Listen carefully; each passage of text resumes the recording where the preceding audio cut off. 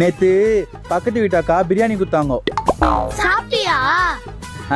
அதான் ஆயா பக்கத்து வீட்டுல போய் எதுவுமே சாப்பிட கூடாது சொல்லிச்சு. அப்ப சாப்பிடலையா?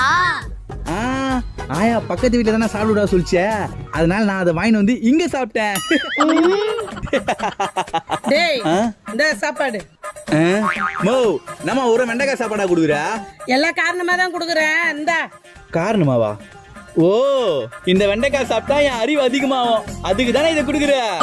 அதெல்லாம் ஒண்ணும் இல்ல, 100 ரூபாய் பந்தயம் கட்டிக்கிறேன் அதனால. அப்படின்னா பந்தயம்? அதுவா, பக்கத்து வீட்டுக்காரி உன் பையனுக்கு வெண்டைக்காய் கொடு மூளை வளரும்னு சொன்னா. வெண்டைக்காய் இல்லடி, வெண்டைக்காய் தோட்டமே தந்து குத்தா கூட என் பையனுக்கு மூளை வளராதுன்னு நான் சொன்னேன். அதுதான் பந்தயம். சீக்கிரம் சாப்பிடு, 100 ரூபாய் போய் நான் வாங்கிட்டு வரணும். பரவாயில்ல விடு, என்னால ஒரு 100 ரூபாய் வந்தது.